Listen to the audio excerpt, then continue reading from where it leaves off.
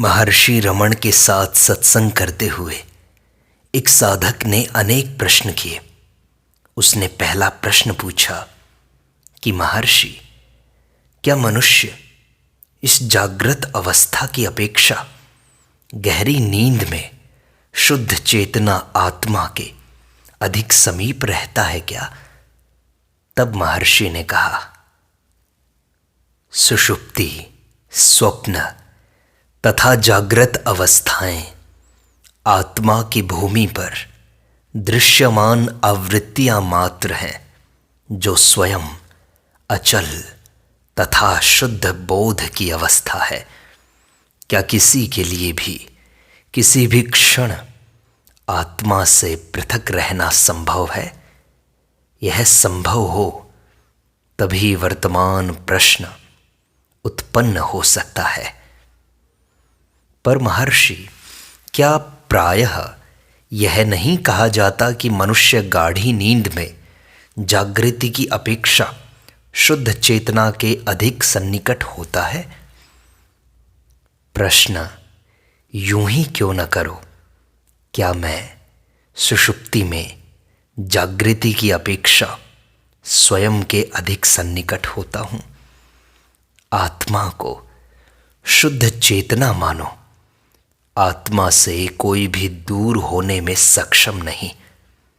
प्रश्न की उत्पत्ति द्वैत की अवस्था में ही संभव है, परंतु शुद्ध चेतना की अवस्था में द्वैत नहीं होता।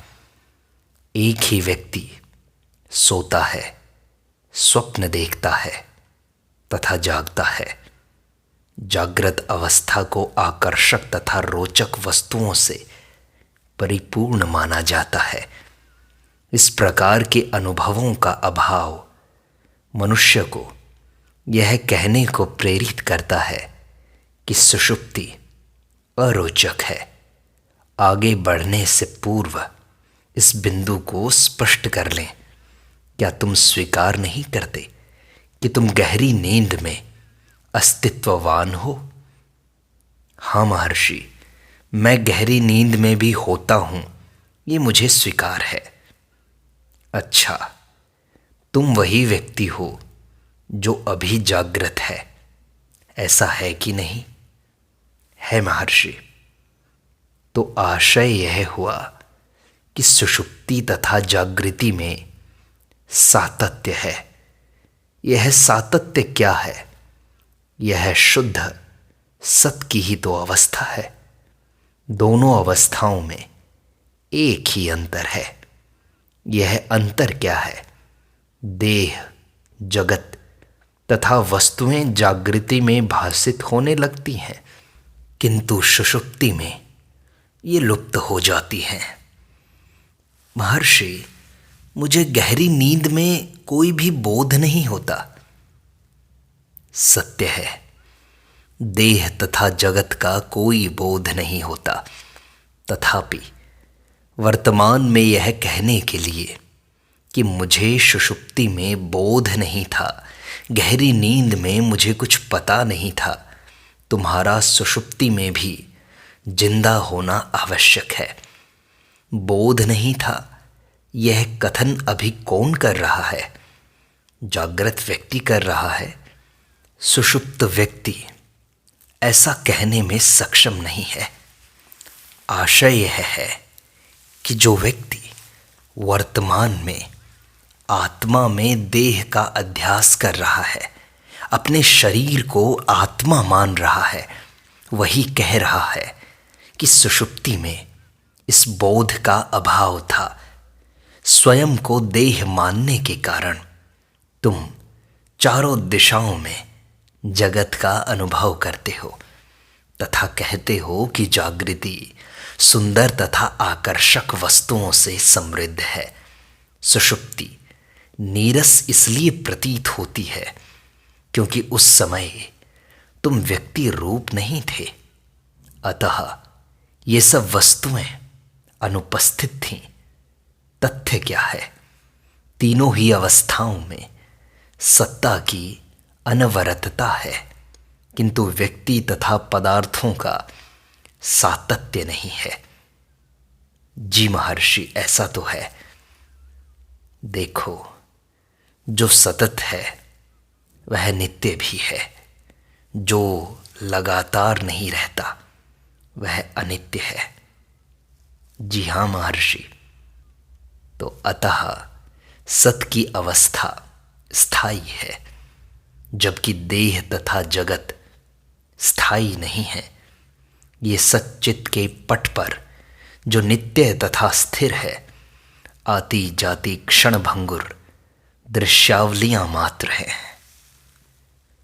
महर्षि, अगर सापेक्ष दृष्टि से हम देखें तो क्या गहरी नींद इस जागृति की अवस्था से ज़्यादा अच्छी नहीं है? उस समय हम आत्मा के बिल्कुल समीप नहीं होते। इस अर्थ में सन्निकट है कि सुषुप्ति से जागृति में प्रवेश करते समय अहम का भाव उदय होता है। जब तुम गहरी नींद से सोते हो और जागते हो, वहाँ से तुम्हारे अंदर अहंकार पैदा होता है, मन सक्रिय हो जाता है, संकल्प उत्पन्न होने लगते हैं। उसके बाद ये सारे कार्यकलाप चालू हो जाते हैं। ये सब सामूहिक रूप से प्रेरित करके हमसे यह कहलाते हैं कि हम जाग गए हैं, हम जागृत हैं। इस समस्त क्रमिक रूपांतर का अभाव सुषुप्ति का लक्षण है। अतः यह अवस्था जागृति की अपेक्षा शुद्ध चेतना के अधिक पास है, किंतु इस कारण से मनुष्य को सर्वदा नींद में रहने की आकांक्षा नहीं करनी चाहिए। प्रथम तो यह असंभव है, क्योंकि इसका अन्य अवस्थाओं के साथ क्रमानुसार उदय और विलय होना आवश्यक है। दूसरा, यह ज्ञानी वाली आनंद की अवस्था नहीं हो सकती। जो आनंद ज्ञानियों को होता है वह नींद में नहीं होता, क्योंकि उसकी अवस्था स्थायी है, अन्य अवस्थाओं से क्रम परिवर्तन वाली नहीं है। इसके अतिरिक्त मनुष्य सुषुप्ति को चेतन अवस्था नहीं मानते, किंतु ज्ञानी सर्वदा ही सचेत रहता है। अस्तु, सुषुप्ति उस अवस्था से भिन्न है जिसमें ज्ञानी सम्यक रूप से प्रतिष्ठित है। ज्ञानी की अवस्था भिन्न है, नींद की अवस्था भिन्न है। यह भी कारण है कि सुषुप्ति संकल्प तथा व्यक्ति पर तज्जनित प्रभावों से मुक्त है। यह इच्छा शक्ति द्वारा बदलने योग्य नहीं है, क्योंकि उस अवस्था में सारे प्रयास असंभव हैं। सुषुप्ति में आप कोई इच्छा नहीं कर सकते। शुद्ध चेतना के अपेक्षाकृत पास होते हुए भी यह अवस्था आत्म साक्षात्कार के साधन के लिए उपयुक्त नहीं है।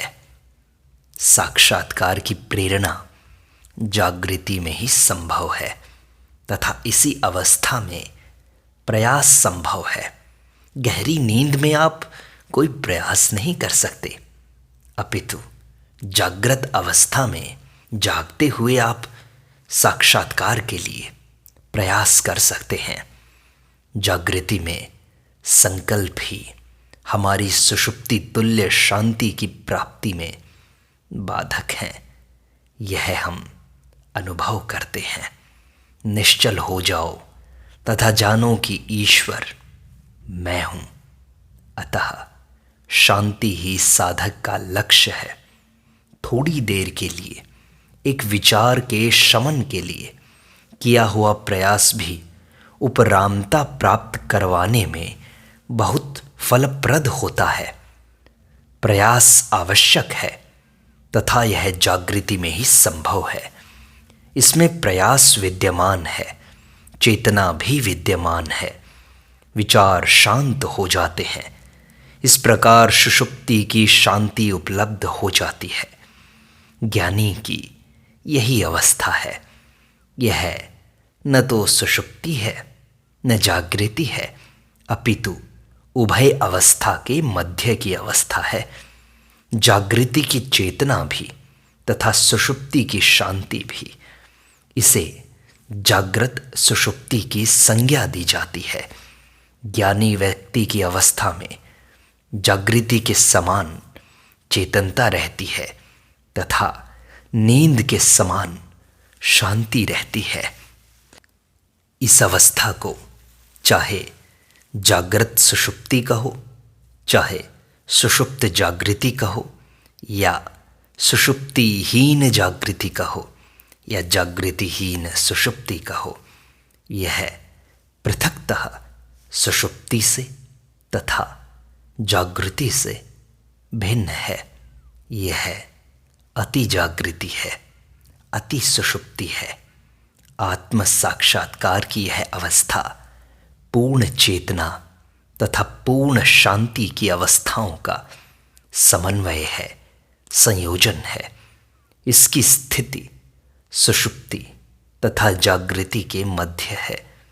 यह दो सह अनुक्रमी विचारों का अंतराल भी है। यह वह मूल है जहाँ से विचारों का उदय होता है। सुषुप्ति से जागृत होते समय हम इसका अनुभव करते हैं।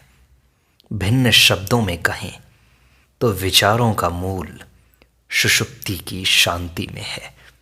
सुषुप्ति की शांति तथा जागृति के उद्वेलन के बीच का सारा अंतर विचारों के ही तो कारण है। विचारों के मूल तक जाओगे तो सुषुप्ति की शांति तक पहुंच जाओगे, किंतु प्रबल अनुसंधान के मध्य अर्थात पूर्णतया सचेत रहकर ही वहां पहुंचना संभव है। यह भी पूर्व कथित जागृत सुषुप्ति ही है। यह निष्क्रियता नहीं है, अपितु यह आनंद है। यह अनित्य नहीं है, अपितु नित्य है। उससे ही विचारों की निस्सृति होती है। हमारे समस्त अनुभव विचारों के अतिरिक्त और हैं ही क्या? सुख दुख विचार मात्र हैं, वे हमारे अंदर हैं। यदि विचारों से मुक्त हो जाओ और सचेत भी हो जाओ तो तुम वही पूर्ण पुरुष बन जाओगे। महर्षि, मैं आपके आशीर्वाद से संतुष्ट हूँ। मैं कल जाना चाहूँगा। तुम एक स्थान छोड़कर अन्यत्र कहीं नहीं जाते। तुम सर्वदा स्थिर हो। दृश्यावली ही तुम्हारे समक्ष आती जाती है। सामान्य दृष्टि से भी तुम अपने कैबिन में बैठे रहते हो तथा जलयान यात्रा पर चल दिया है, किंतु तुम नहीं चलते। चित्रपट पर हम एक व्यक्ति को अनेक मील तक दौड़ते हुए देखते हैं, किंतु पर्दा तो अचल है। चित्र ही आता है तथा दूर हो जाता है। हाँ महर्षि, किंतु आत्म साक्षात्कार के पश्चात ही मैं इस बात को, इस सत्संग को हृदय के अंदर समाहित कर सकता हूँ, बैठा सकता हूँ। आत्मा सर्वदा साक्षात है। साक्षात्कार कोई भविष्य में प्राप्त होने वाली वस्तु हो तो इसके हमसे वियुक्त हो जाने की उतनी ही संभावना है। इस प्रकार यह अनित्य होगी। अनित्य सुख अपने साथ दुख लाता है। यह मुक्ति नहीं हो सकती जो नित्य है। भविष्य में साक्षात्कार सत्य हो तो अर्थ यह होगा कि तुम अभी साक्षात्कार युक्त नहीं हो। वर्तमान का साक्षात्कार का अभाव भविष्य में किसी भी क्षण दोहराया जा सकता है, क्योंकि काल तो अनंत है, निस्सीम है। इस तर्क से भी ऐसा साक्षात्कार अनित्य है, परंतु यह सत्य नहीं है। साक्षात्कार को अनित्य मानना भूल है। यह तो सत्य ही नित्य अवस्था है जिसमें परिवर्तन संभव ही नहीं है। जी हाँ महर्षि, मैं इसे अपने अंदर स्थापित करने का प्रयास करूंगा। अरे, तुम अभी भी वही हो। देश, काल, आत्मा को प्रभावित नहीं कर सकते। वे तुम में ही तो समाहित हैं। इसी प्रकार समस्त दृश्य जो तुम देखते हो तुम ही में है। इस विषय में एक दृष्टांत है। एक महिला ने कंठ में बहुमूल्य आभूषण धारण कर रखा था। एक बार उत्तेजित अवस्था में महिला को यह विस्मृत हो गया तथा उसने अपना आभूषण खोया हुआ मान लिया और चिंतित होकर के उसने सारा घर छान मारा, पर हार नहीं मिला। पड़ोसियों तथा सहेलियों से भी पूछताछ की गई। उन्हें हार के संबंध में कोई ज्ञान न था। अंततोगत्वा उसकी एक कृपालु सखी ने कंठ को स्पर्श करके हार टटोलने की सम्मति दी। महिला को पता चला कि हार तो उसके गले में ही पड़ा हुआ था और आनंदित हो उठी। कुछ समय पश्चात उससे पूछा गया कि क्या तुम्हारा हार मिल गया? तो उसने स्वीकार किया, हाँ, मिल गया। महिला को यही अनुभूति हो रही थी कि उसे खोया हुआ हार मिल गया। वस्तुतः क्या हार खोया भी था? हार तो गले में ही पड़ा था। तथापि उसकी भावनाओं का मूल्यांकन तो करो। वह इतनी आनंदित है मानो उसने खोया हुआ हार वापस पा लिया हो। इसी प्रकार हम भी कल्पना करते हैं कि हमारी मुक्ति का भी सुअवसर आएगा, जबकि हम आत्मा के अतिरिक्त कभी भी कुछ भी तो नहीं है। महर्षि, जिस व्यक्ति ने ब्रह्म ज्ञान पा लिया हो, आत्म साक्षात्कार कर लिया हो, क्या उसे शरीर की पीड़ा नहीं होती? क्या उसका पुनर्जन्म नहीं होता? क्या वह निज जीवन की अवधि में वृद्धि अथवा क्षय करने में समर्थ है? क्या अपने जीवन को घटा बढ़ा सकता है वह? सृष्टि का उद्देश्य तुम्हारे पृथक जीवत्व की भ्रांति का निरसन है। तुम जो इस अलग से जीव की भ्रांति पाले हुए हो, उसको हटाना है। प्रश्न से प्रकट है कि तुम अपने शरीर को ही मैं मानते हो, आत्मा मानते हो। तुम देह अध्यास से ग्रस्त हो, अतः अपना और चतुर्दिक जगत का अनुभव करते हो। तुम स्वयं को देह मानते हो। तुम्हारा मन और बुद्धि तुम्हारी भ्रांति के कारण है। अच्छा, ये बताओ, सुषुप्ति में क्या तुम्हारा अस्तित्व है? जी हाँ महर्षि। तो वही सत्ता अभी जागृत है एवं प्रश्न कर रही है या नहीं? जी हाँ महर्षि। सुषुप्ति में ये प्रश्न उत्पन्न नहीं हुए थे क्या? जी नहीं। क्यों नहीं हुए?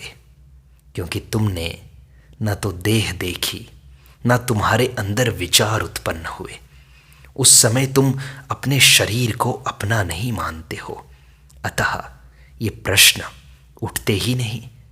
अभी तुम शरीर को अपना मानते हो, इस कारण ये सारे प्रश्न, सारी शंकाएं, सारे दुख, द्वंद्व उत्पन्न हो रहे हैं। ऐसा है या नहीं? जी है। तो यह जानो, तुम्हारा वास्तविक स्वभाव क्या है।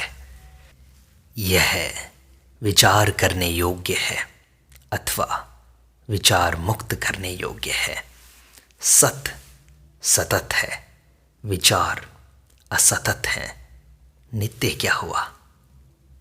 सत हुआ महर्षि। तो यही है, सत्य को, सत को साक्षात करो। वही तुम्हारा वास्तविक स्वभाव है।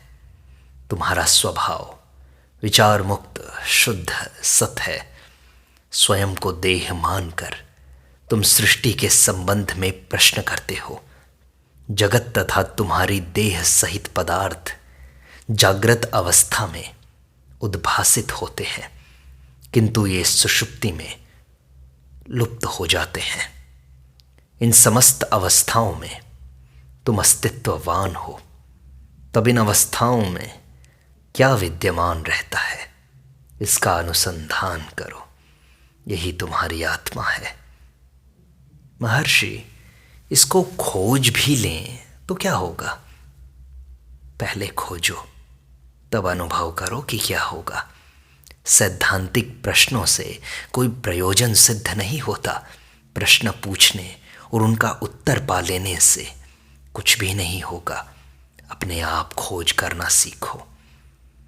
तो महर्षि, तब क्या मैं ब्रह्म से अभिन्न हूं? क्या मैं ईश्वर से अलग नहीं हूं? अरे भाई, ब्रह्म को जाने दो, ईश्वर को छोड़ो। तुम कौन हो पहले यह तो जान लो। ब्रह्म में स्वयं की चिंता करने की क्षमता है।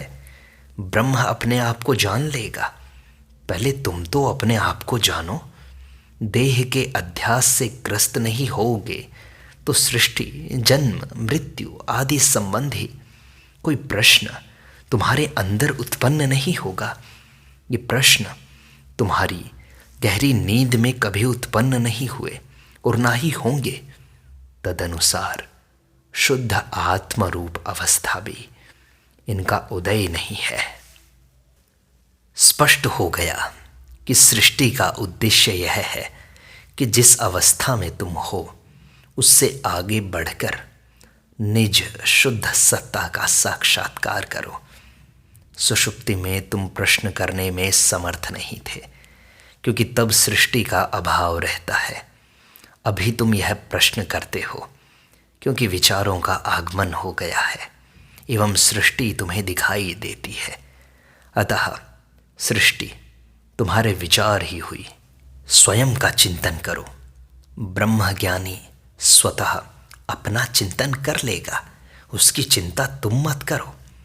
निज सत्य स्वभाव का परिचय कर लोगे तो तुम्हें ब्रह्म ज्ञानी के स्वभाव का भी परिचय हो जाएगा।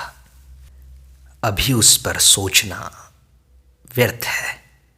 ज्ञानी को समक्ष देखकर एवं उसे भी निज देहाध्यास की भांति देह रूप मानकर तुम्हें विचार आता है कि ज्ञानी भी तुम्हारे समान सुख दुख का अनुभव करता है, पर वास्तव में वह उन सब चीज़ों से परे है। वह नित्य शुद्ध बुद्ध मुक्त स्वभाव आत्मा है। तुम भी स्वयं को वैसा ही जान लो। अपने सारे संशय हटा दो। अपने अंदर झांकने का प्रयास करो। स्वयं के साथ समय बिताओ। देखो कि ये सारे प्रश्न कौन करता है, इनका मूल कहाँ है, ये विचार उत्पन्न कहाँ से होते हैं। उस अहंकार को देखो, उस मन को देखो।